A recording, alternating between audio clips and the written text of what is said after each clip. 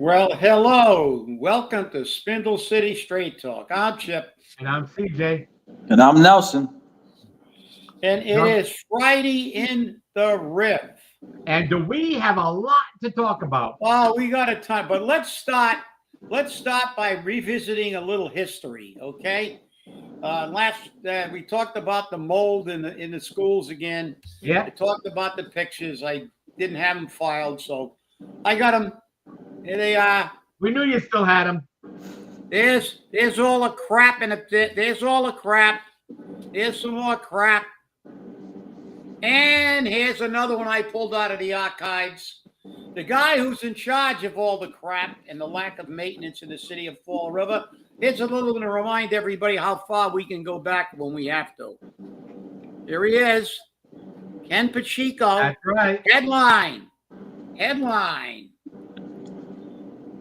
Fall River Public Works Director suspended May 8th, 2012. For what? Not doing his job. And now in the administration, he's got another job on the other side of the school department, got a pay raise for not doing his job. And when he didn't do his job again, Coogan gave him another pay raise. That's right. Said, yeah, you know, everybody makes mistakes. So this is the problem with Fall River. We saw the council. We saw that display in full effect in front of the city council. So we have to. Oh, you mean the great back in time? And one last thing, the Perry report came out again. And guess who was right about throwing toxic crap into the ground and burying it and capping it? Right? They said we were full of crap, but now we know we were telling the truth. Here's the interesting thing. I got a phone call today from a former park board member who brought that same issue up too and brought it up with us. And they were called a liar. And then they were removed by Paul Coogan from the park board because they knew too much. And they were willing to play ball. And you realize what they did is a federal offense. Yes, I do. The EPA regulations, it's a federal offense. Let's see who's going to go to jail for this one. Nobody. We have state delegates that run interference. They run interference all the time. That's why there's no prosecution. Okay?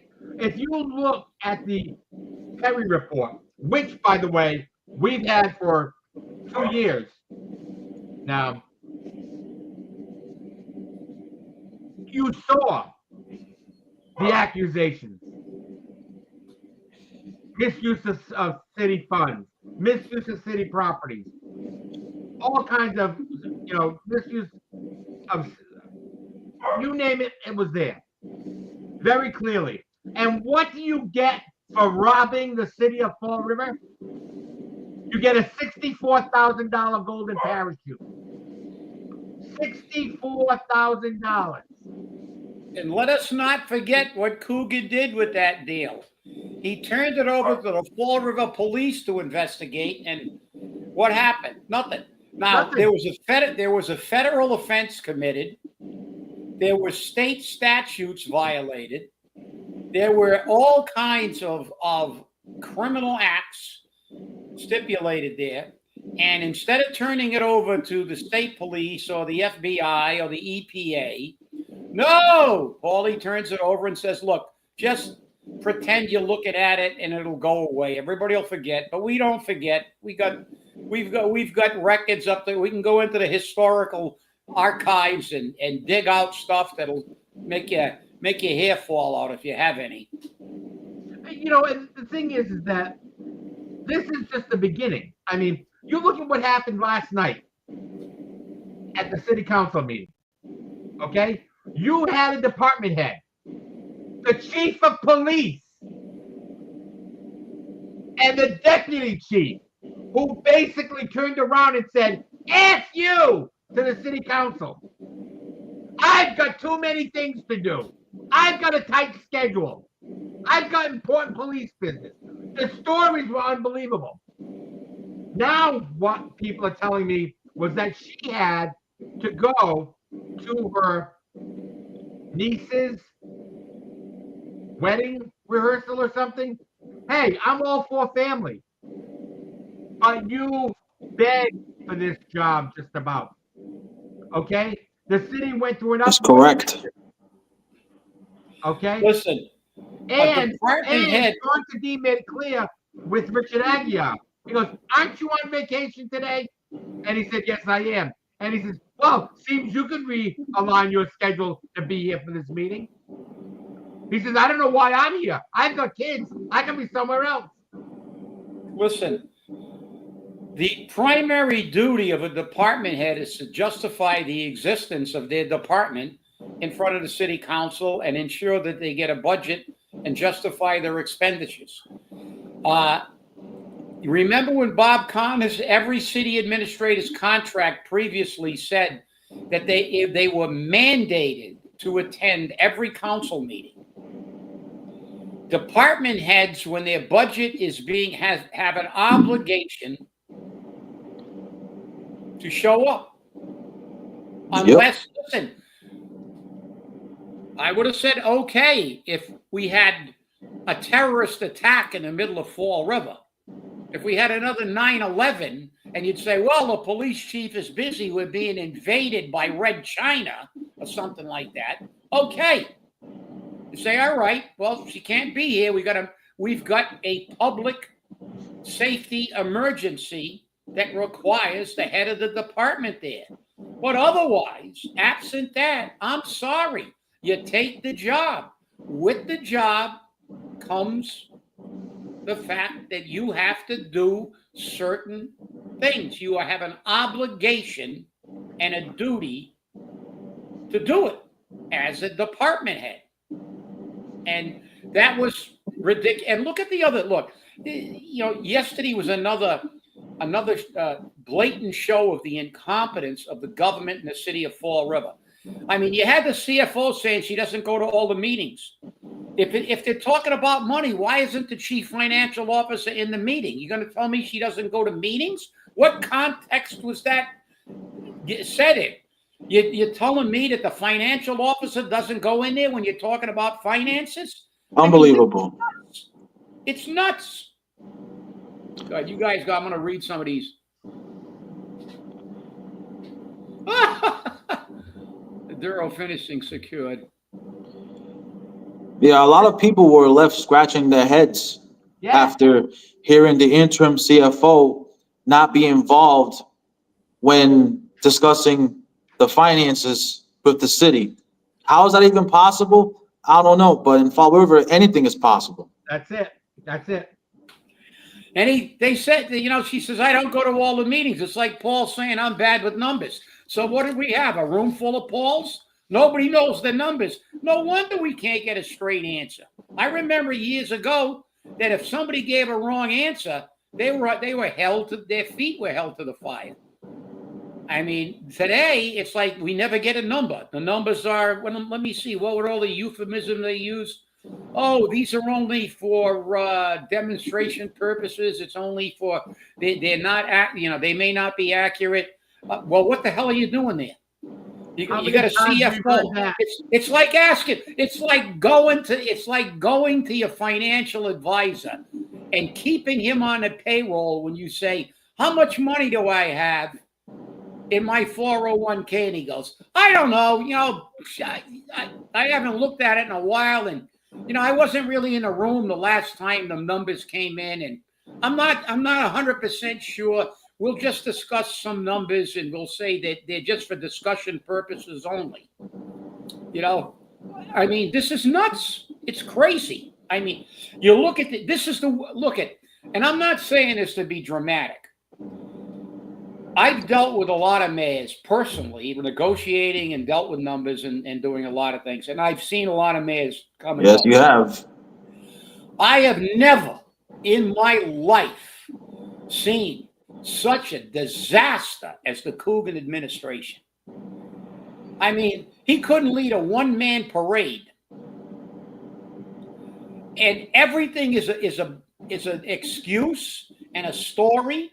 And I'm not sure. The numbers they went over in the healthcare are at best half truths. I was talking about it with a counselor today, and let's put the blame squarely where it belongs. It's the city's lack of fiduciary responsibility that has made this a problem. Had they kept their money that was earmarked for healthcare and handled it the way the employees did, we wouldn't have a problem. But again, this, the city burns while Paul fiddles and gives out pay raises. What is that? How much? What is there? $600,000 in pay raises in that budget? Yep. Yes, there is. Michelle Dion brought that up. Yes, she did. As they say. What the hell are we doing? This is like having Joe Biden in here. Keep spending money, even though we're trillions of dollars in the budget. Just keep printing it. Well, there was only one problem. Joe Biden was the president of the United States. Well, maybe, but he was supposed to be. But they can print their own money. But there's a problem, everybody. The federal government can deficit spend. State and local governments have to have a balanced budget by law. That budget is not balanced. They told them that it wasn't balanced. They've underfunded salaries. They don't have money to pay anything. That budget isn't a budget. It's a disaster. And you know the worst part about it is, I said this today. No matter how many things Sean Kadim and Michelle Dion and possibly Cliff Ponte bring up, showing that the budget isn't valid. I mean, come on, they've already found $7 million shortfall in the healthcare account. Okay? The remaining bobbleheads, Paul Hart, Brad Kilby, Linda Pereira, Andrew Raposo, are going to turn around and say, oh, yes, we're going to approve this. Oh, yes. As a matter of fact, one of the questions that was brought up about delaying the police department's presentation was, will the 45-day clock run out and the budget be approved automatically? Well, that'll be on another the question. And they have it scheduled for Tuesday to approve the budget. I got the agendas today. You want to know what's even more disastrous about last night, guys, is how the fire department representatives talked about the working conditions within the stations that they have to work with. They're sleeping with rats, mice, cockroaches, mold. This administration has no excuses. You want to know why? It's because they always like to talk about, well, where are we going to find the money? Now, we can talk about the ARPA money, but that would be too easy. So I did some simple math from FY21 to FY26. If this budget passes, I think there'll be some changes. But if it passes, I added up just with motor vehicle and cannabis excise taxes. The total number between just with those two line items in the local receipts, $60 million. So when you add that with the ARPA money, that's over $120 million. $60 million goes a long way. It will definitely make sure that firefighters don't sleep with rats and put their health in more jeopardy. So the money's there. They're just not spending it correctly. Well, and yes, Patrick, we do need a forensic audit. Well, but therein lies the rub, as Shakespeare once said. There's not a $7 million shortfall. They took $7 million out of the healthcare and spent it somewhere else because the employees haven't run out of money because they had a budget and budgeted their money. We had enough money to actually reduce the amount that our people are paying. And what did Bridget say? What did Bridget say? Do you remember what Bridget said? Oh, she said so. What she said about funding what? Funding about the city's practice of funding the healthcare account. Oh, we have some investments down the road. Yes. We remember that, and I asked where those investments are.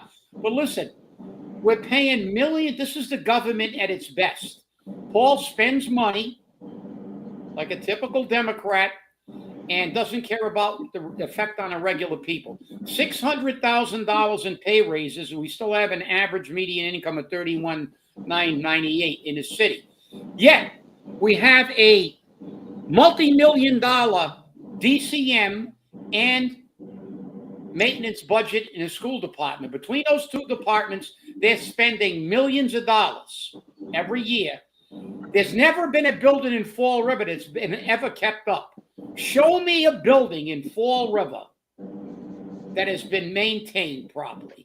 Every single time we hear about we got to sell a building, it's because it's in a massive state of disrepair. If I was on a city council, I would eliminate all the money for any kind of project that DCM does, because apparently they don't do anything. Right. What do? By city ordinance, they are required to maintain city buildings. That is in order. That's the law. Who cares? That's I'm a huge advocate for DCM to have cameras installed over there as well. Yeah.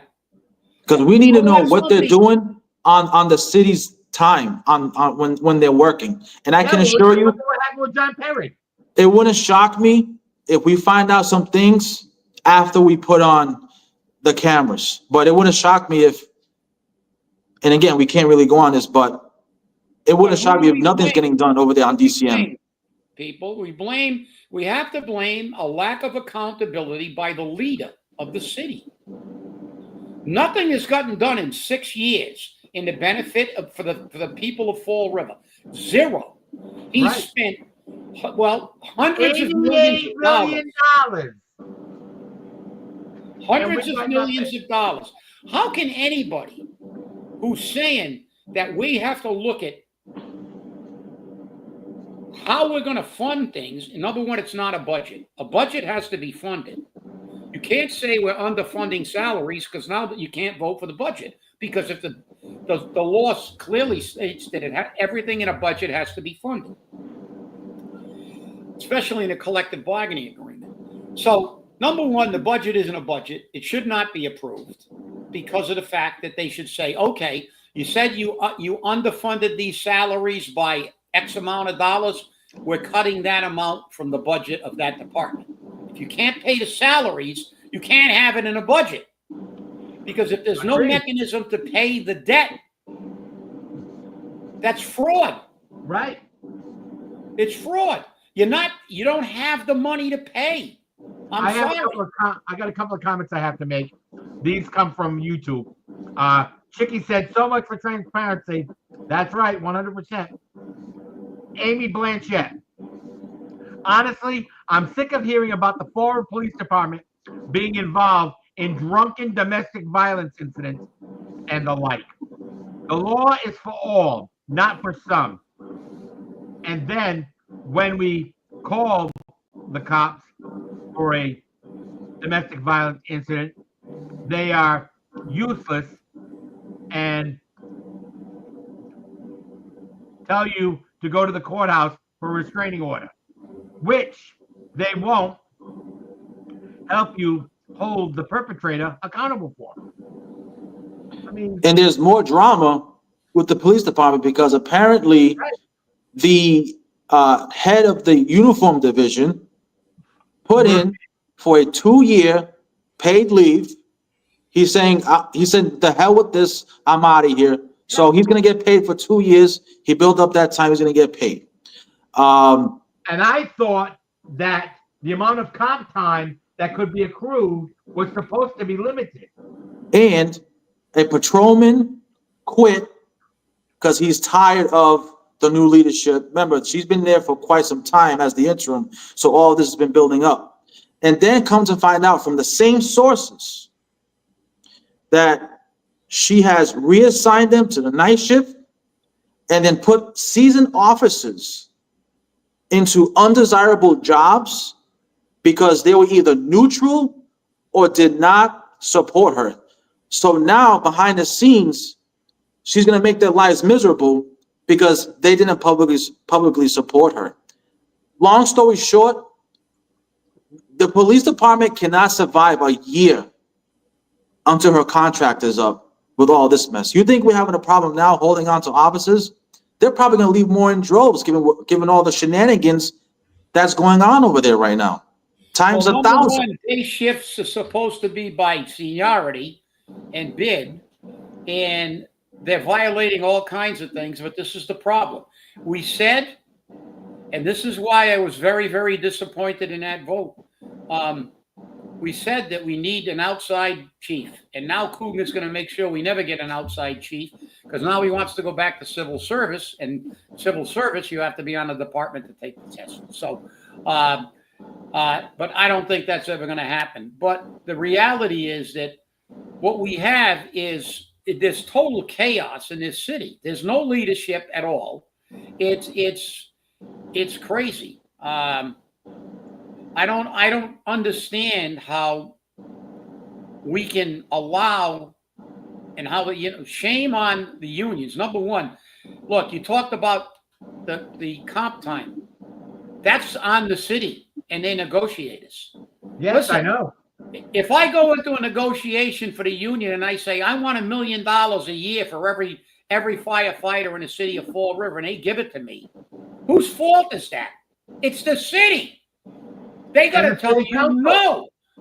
I have never seen, and I've been negotiating contracts not only in Fall River but all over. I've consulted with numerous unions, including even the Mass Nurses Association. I was a consultant for.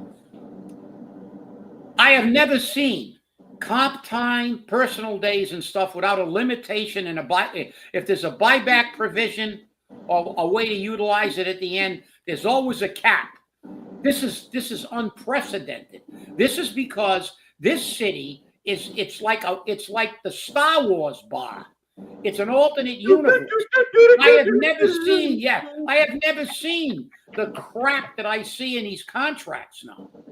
I have never seen anything like it. I have seen literally hundreds of paragraphs of language that are pursuant to comp time, personal days, vacation days, buybacks when you get off the job. There's always a limitation. Unlimited. So theoretically, you could have a guy save up 5 years of comp days, and then he gets off the job, and for 5 years, he's still on the job. You realize that if he's still on the job because he's on comp time, but he's still a police officer. So technically, we can't fill his vacancy because he's still getting paid. He's still getting holiday pay, vacation pay, all the other benefits you lose when you retire, because when you retire, you no longer get holiday pays. You just get your retirement check. You no longer get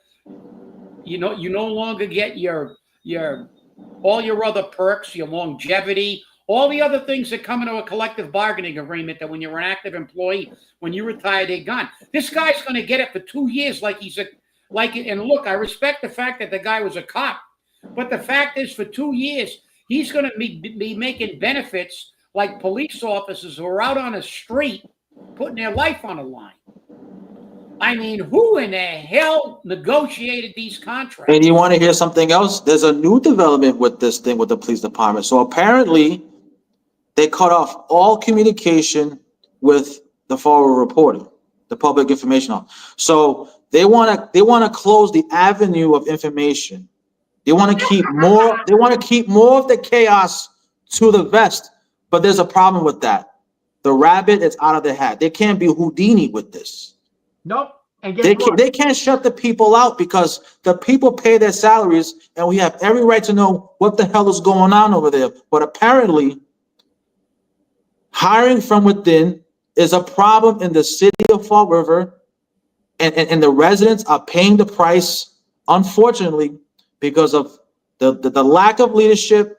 And I will say this, given his tenure as the mayor, now we see why he never made it to the principal's position. Yeah. They had their doubts. They said, you're not going to be in that position. You're going to stay the vice principal.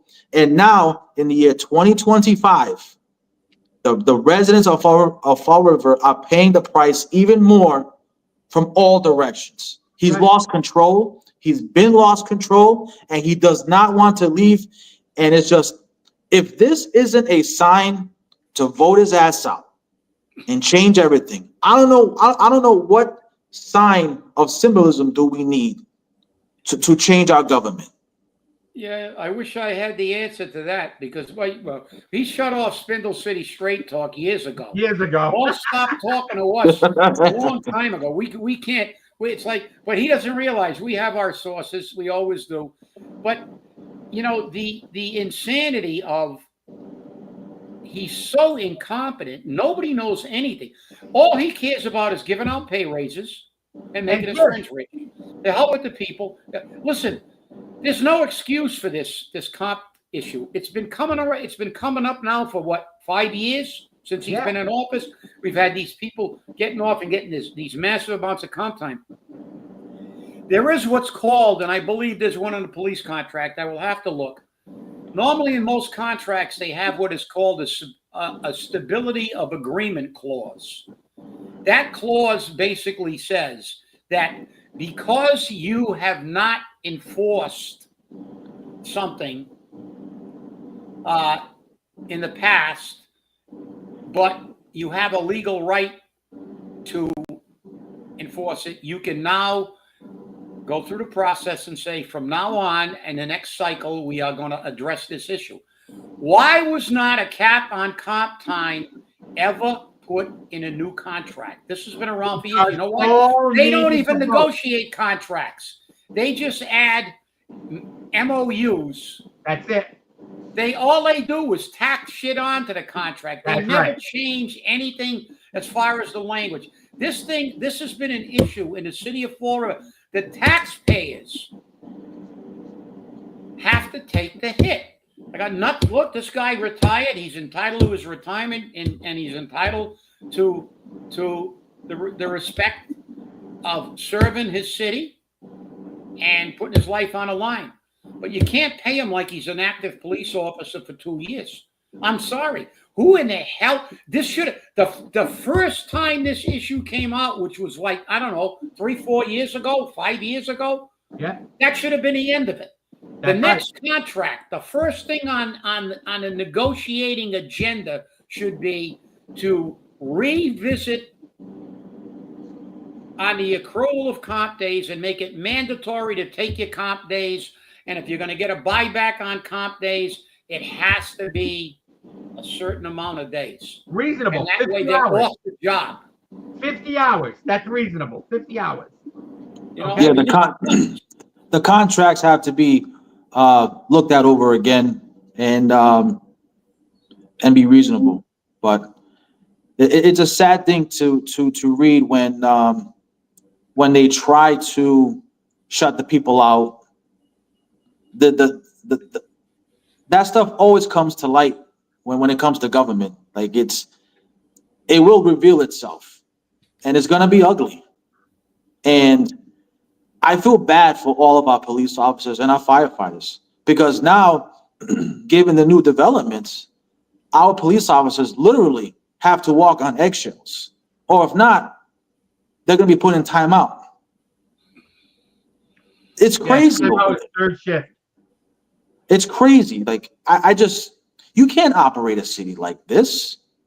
You can't. If I operated a company like this, where I send down my own CFO to the board of directors, and they're asking him or her questions, and the person that I hired doesn't give any answers, guess what? People like me and whoever in the same position, we're gone. I don't know. Terminated. But in government, this is what happens. This is the problem. This is why they wanted to fire Elon Musk, because he runs a real business. The guy's the richest man in the world because he holds people accountable. You work for him, you make money. And because he'll pay you for doing your job. But if you don't do your job, he's going to hand you your head. And listen, I don't want to hear the council complaining that there's nothing they can do. Because you know what they should do? If I was on a city council, and I'm surprised, and I had a conversation with a councilor about this. What they should do with this budget is they can't increase a budget, but they can decrease it. Yes. Every time they see something that isn't funded adequately, it's funded with speculation and no hard numbers or anything, cut it. And then Rumsey's going to come running down and say, you can't do that. You can't do that. And then somebody in the council should say to the president of the council, a point of order, Mr. Chairman, and say, with all due respect, Corporation Council, you are not a judge. You are a lawyer who works for the mayor. We are the fiduciaries of the city of Fall River. We are the people who either approve spending or not. That's why contracts come here. We have the right to do what we want. And if you say we're wrong in that assumption, take us to court. I want you, Mr. Rumsey, to sue the city council for doing our fiduciary job. And you know the best part of that? You know what the law says? They're city employees. They got to pay for the city council's lawyer. That's right. Because they're indemnified. Grow a set, council. Grow a set. You can't. You've got Sue Paul me. Hart, Brad Kilby, Linda Pereira, Andrew Raposo. You can't. You can't. Well, you know something? If those four and a half bobbleheads, because I'll only give one of them half a head because they're soft as grapes. But if they've got the audacity to override four other councilors who want to take action to save the people of Fall River, shame on the people of Fall River if they don't bounce every single one of them out on their ass. Yep. It's that simple. And we all know if they go to court, we all know which side is going to win. It's not going to be Rumsey. No, it's going to be the council. Never won a lawsuit. The council's a freaking the council. Everybody knows that. The mayor proposes, the council disposes. The law says. I read the law on the last one about contracts. After the mayor and the city settle a contract, it has to go to the city council to be funded. If they don't fund it, there's no contract. That's what happened in Attleboro years ago. I remember that. Arbitration. And the firefighters won an arbitration, and I knew the president of Attleboro very well. They were 5 years without a contract. They got in the seat, but they had a very, very, very political city council that was in with the mayor. It was binding on the mayor to present to the council. It's not binding on him to fund it. The city council shot it down. They had to go another 2 years before they got a contract. But that just goes to show that they do not have, Rumsey. That's exactly what they should say. Cut it. If it's not funded, don't impose that on a taxpayer, because what's going to happen is after this budget is approved, we're going to see purple bags, increases in They were talking about debt overrides, debt override. Because you know what's going to happen? They're gonna tell the police and fire contracts, if you guys don't want us to lay cops and firefighters off, you're gonna have to override Proposition 2.5. And you know what the city should tell them? Right there. That's right. That's what the city council should do. Tell Rumsey and the Cougs, sue us. That's right. And you want to know what else? He's attempting to extract more money out of the pockets with the Durfee debt exclusion. Yes, it's over $5.1 million that people voted back in 2023. No, sorry, 2022. No, I'm sorry. Wrong day. It was back in 2018. Right. I think it's even earlier than that. The people, it was in March. The people voted 3.6, not 5.1. So again, you have more taxpayer theft going on. And that's not what the people voted for, to pay for that school. That's right. And he's using it for a slush fund. And he legally can. He legally can, because on a debt exclusion question, You cannot specify a dollar amount. Nope. You can specify a project, okay? But you can't say it will cost the city $5.6 million a year or 3.8. Okay? It gives the mayor carte blanche to rip off the taxpayer. And I do believe I gave the council the entire debt service schedule for that school too. And remember, that showed the numbers. And remember, he said that the people of Fall River will not be paying for that high school after 8 years. Well, the 8 years is come and gone, and we're still paying more. And you want to know what the worst part is? Durfee is among the lowest performing 10% of schools in the city. The shiniest high school, the shiniest school in the city. Yep. And Chip and I said the lowest in our debates with the douchebag known as the dictator, commonly referred to as Paul Coogan, we have said buildings do not educate students. Buildings do not educate students. He wanted $260 million for a new school, which was going to improve education. And we're doing worse now than we were then. I will guarantee you that if he puts an override on the ballot, I will reactivate CAG and we will go to put an underride on the ballot.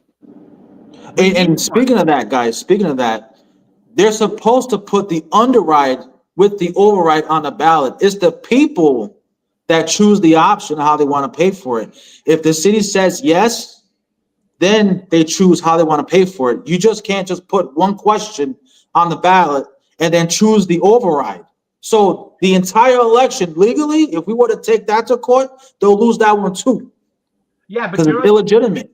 The reason why it went the way it did in the ballot, the way the ballot was prepped, was because Ryan Lyons, the electoral expert, said that that's the way he was told to do it. By who? Guess what? By who? I gave one of the city councilors the entire packet from the state as to what the law is supposed to be. Right. When you want to go over the Prop 2.5, and it says you got to put it on the ballot, both the override and the underride, if that question passes. Right. So it's mind-boggling how he wants to literally extract more money from the taxpayers. Because he's giving away all these huge pay raises and promotions. But we all know what that is. That's where they get their magic money. He adds a couple of million to that. That's supposed to be 3. It's 5. Then he add $1 million to this and $1 million to that, and So when you think about it, since they've been doing the override, since they did it wrong, the people might have overpaid on their tax bills when it comes to that school. So if the city loses in court in regards to that, I in my personal opinion, I think the homeowners might be do a refund because they overpaid. It won't happen, but I'm just saying, you know what I mean? Problem is they have unlimited resources and money, but the people are going to get pissed off. And look at it's the Perry report was turned over to the Fall River Police. It should have been turned over to the Attorney General. Yeah. Should have been turned over to the Attorney General's office because there were federal and state violations. Should not have been the local police. And there's a lot of allegations in there that's really, really damaging. Yeah, I've got the report on my desktop still from when it was first released. Okay? And it was dirty back then. And the police department never did anything with it because Paul controls the police department.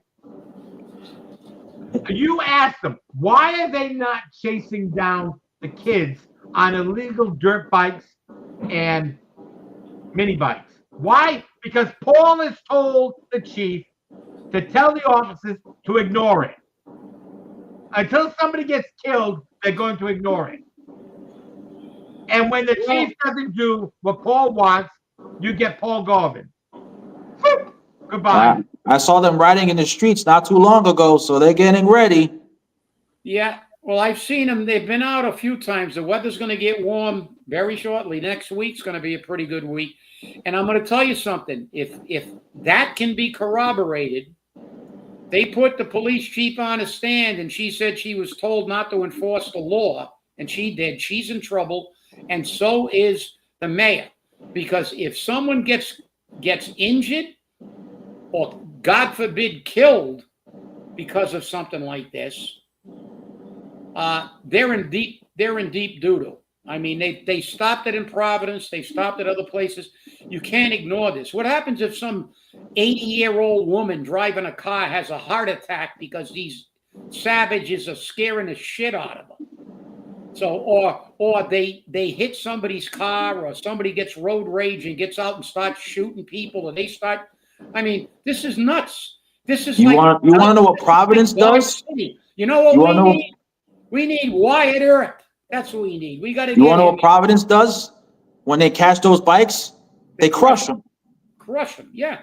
They literally crushed them like smash burgers. How quickly that ended that in Providence when they prosecuted them and crushed the bikes. Hey, put them in a crusher. That was the end of that shit. Now it was over. Fall River. And Over once and the word gets out that nobody bothers them in Fall River, it's going to get worse. That's right. Well, they already dragged a police officer. Remember that craziness? Yes, I do. I mean, Robertson Highlands area. Yep. Yep. So major changes are needed. I don't think he will put in those changes as far as leadership goes. But clearly, he's been lost control. In my opinion, he ought to resign so that we can move on from this dysfunction. But he won't. But what is it going to take for him to realize that he failed? Well, what is it really going to take for the police department to be even more crippled, going down? What? I mean, I don't understand it. Well, here's the thing. Let me try to give you my something has to give. He doesn't care about failure. He hasn't failed. He's done exactly what he intended to do. He got a high-paying job that he could give out all kinds of jobs and pay raises to his friends. He could walk around and finally have power that he could never have when he was in the school department because they wouldn't make him a principal. And all his rich donor friends got rich, and all his other friends got jobs and pay raises. And this is what he has. He does not care about the people. The bottom line is it's just like the globalist politicians who don't care about America.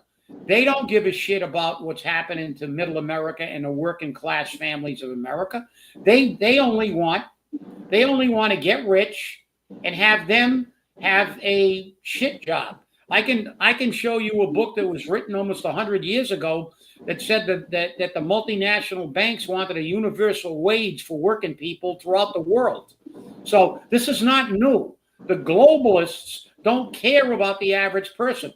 Paul Coogan doesn't care. He's not worried about his legacy. You know what his legacy is going to be? I left Fall River when I retired. I came back to steal as much money as I could, give as many of my friends jobs, make as many of the other people that had me as their puppet rich, and I'm out of here. Fall River will be in his rear view mirror so fast, your head will spin. He doesn't have any moral compass. Nope, Doesn't have any ethics. He doesn't care, Nelson. He doesn't care about the people. If he cared about the people, he would not allow this stuff. He couldn't make statements like, "You live in public housing. Not everybody's got a bullet in their house." He would be concerned about the people. He would be out there fighting for the people. But no, he doesn't give a damn. You never hear Paul. And Paul gave you that his first month in office, first interview.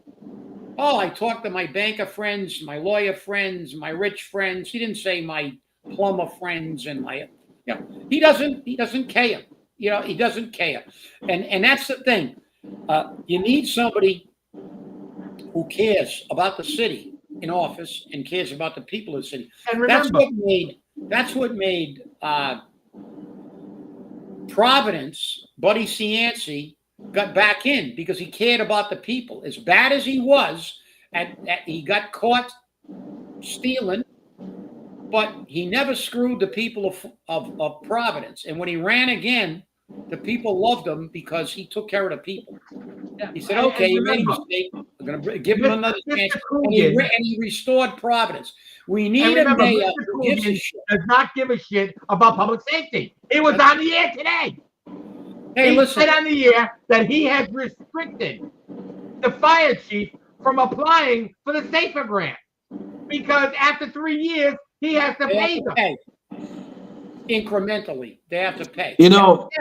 That's what disturbs me. Like, now, Chip, you can speak more to the whole thing with the fire department because you built a career on that. But here's what I can speak to. When there are reductions in a budget, the numbers may look small on paper, right? But in the street, it's huge. You want to know why? It's because seconds matter when it comes to a call. Yeah. Seconds matter. And when there's a reduction in their budget, it cripples them. And they don't deserve no reductions. And I just find it appalling how they want to talk about cuts their budget when from fiscal year 21 till now, they played with $60 million and they squandered it. Yes. Yep. They don't deserve to sleep with rats, cockroaches, and mice. Because that within itself is a health hazard. Well, I did have a very long career in the fire department, and I was at virtually every station in the city. I was a captain at Stanley Street, and when I was a captain, we had bats, but we got rid of the bats. We had bats in the belfry when I was the captain. We had no cockroaches, we had no rats, we had no mice, but we had bats. But as the house captain, I called and got the bats eradicated. We got people in there. We got rid of the bats.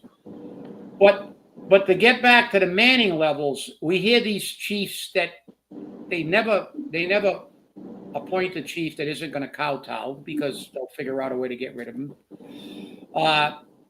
When they cut out manpower, Eddie Dawson told about how he was going to, no, it's not a problem. I'm just going to send extra trucks there. So I'm going to give you guys the benefit of 38 years on the line and 25 years of that 38 years as a chief. This is the analogy I used in front of the city council when we were talking about Manning.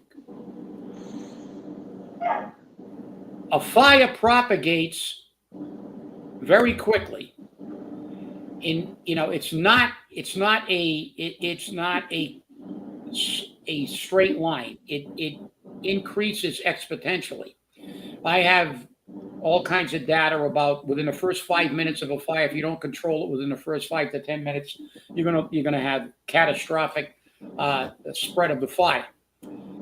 So what I told the city council was what Chief Dawson is telling you, that if we need 16 men to execute all the tactics and strategy we need to bring this fire under control within the window of time we have, he's going to get you 16 people there. But that's not true. Because if each truck shows up on demand and we have to get trucks from another part of the city, they're going to get there late. So this is the analogy I'm going to tell you. This is what I told the council. He's telling you is, I will play a football game with you. I will start off with 11 players on the field. You're going to start off with 3. And every 10 or 15 minutes, I'm going to give you another man until you get to 11 sometime in the fourth quarter. There's only one problem with that analogy. By the time we get to the fourth quarter, you're going to be down 272 to nothing. And you're going to lose the game. You can't do that with firefighting.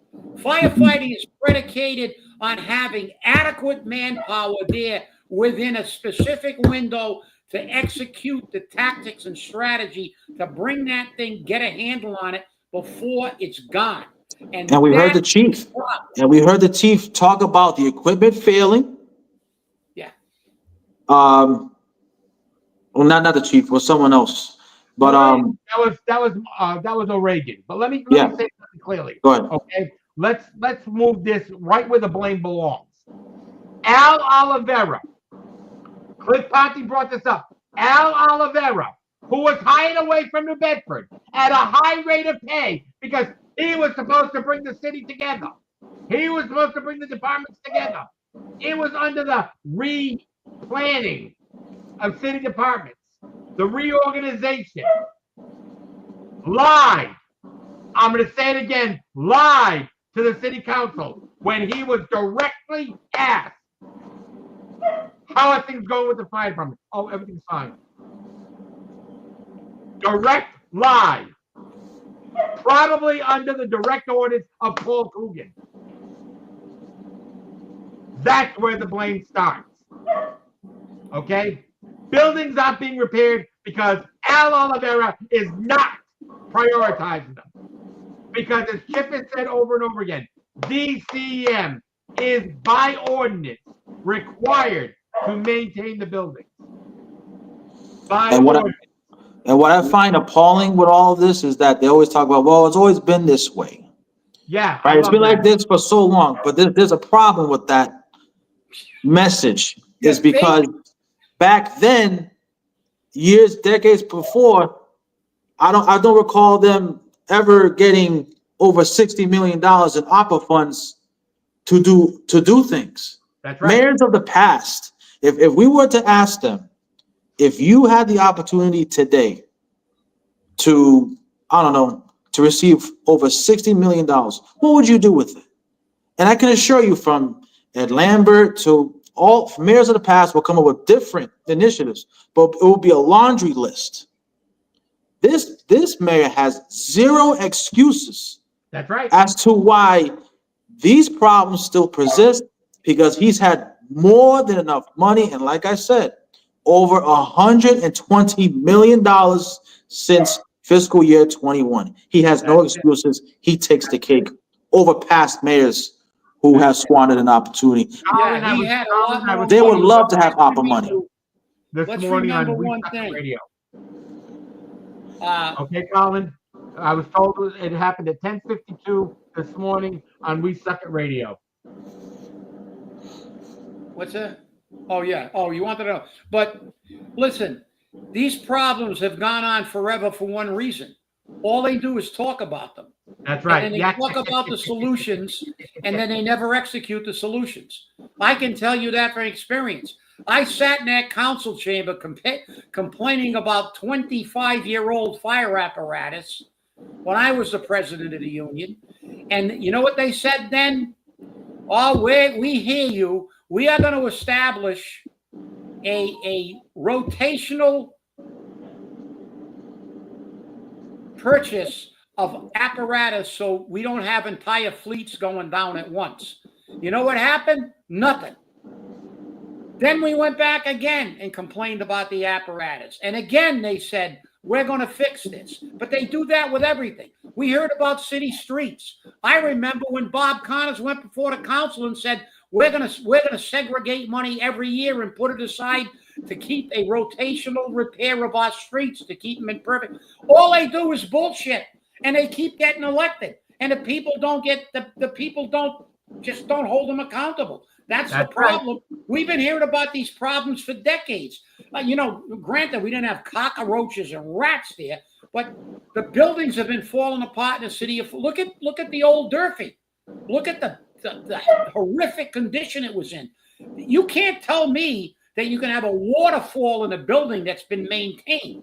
We don't have a city plumber? Yes, we do. We don't have a city electrician? Yes, we do. Do we have a DCM? Yes, we do. Do we have a maintenance budget? Yes, we do. But do we do anything to maintain anything? No. The only time they say something is when it's reached catastrophic level. The building's falling apart. We've been listening to this shit for 40 years. And all they do is bullshit. The last time I checked, if you're on a boat and it's sinking, you get off, right? You go for safety. You don't stay on. And to George's point, there's a lot of movement with the ARPA money, with these commitments.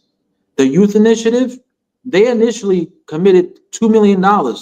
When you look at the updated list, it's a little over $1.4 million. And the end date is past the end date. So where did the other $600,000 go?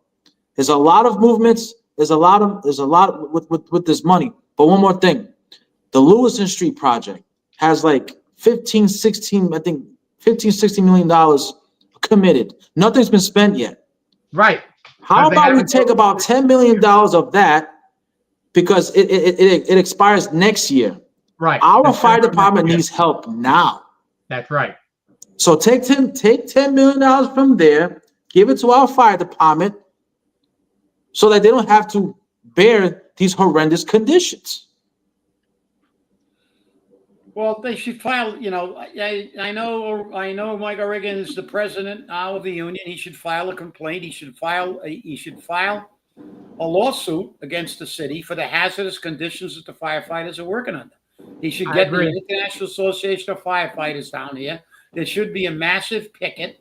There should be a demonstration. People should, people forget that firefighters live in those buildings. And let's remember, in the Dominican Republic, a building collapsed out of nowhere. It was a nightclub. God forbid if one of these fire stations collapses and we lose lives because the city wants to sit on their ass and not do nothing. I don't want that to happen. But there's examples of buildings collapsing where you don't least expect it. They need action now. And we need to take $10 million from the Lewiston Street commitment and give it to our firefighters. Fire and police should be a priority in every city, not the first place they threaten cuts to override 2.5.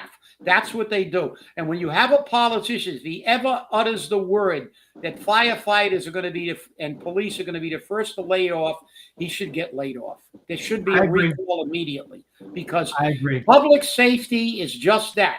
We cannot sacrifice the safety, and we can't have firefighters who have to live in those stations 24/7. We can't have them living under these deplorable conditions. I mean, it's a public health. If that building wasn't a city building, it would be condemned. If the city building inspector walked into a 3-decker that somebody owned and it was in that condition, they'd put a padlock on the freaking thing. That's right. All the chief has to do is download the updated list and say, look, they have over a year expiration, over $10 million. And look at these conditions. If they decide to sue and show the leftover money, they will win, and the city will be on the hook. George talked about the fire station for the waterfront. Now, you know what we can do? We can like when a casino was going to come here, and when they came to other places, they paid for extra police and fire and built fire stations. Let's get the MBTA to build a fire station, and then if we need a little extra money, we can raffle off the $7 million that Coogan paid for lights and benches that we could have got for free from the state. But he spent $7 million of ARPA money on fancier lights than anybody else in the state and fancier benches, while our city employees are living with cockroaches and rats. Well, and with that, I have to cut you all off because this conversation will go on for hours. I want to thank you all. I had a great time. It was a great time with you guys. Thank you. Stay safe, stay angry, and hold your politicians accountable. Have a great weekend, and we'll see you on Monday. Oh, shit.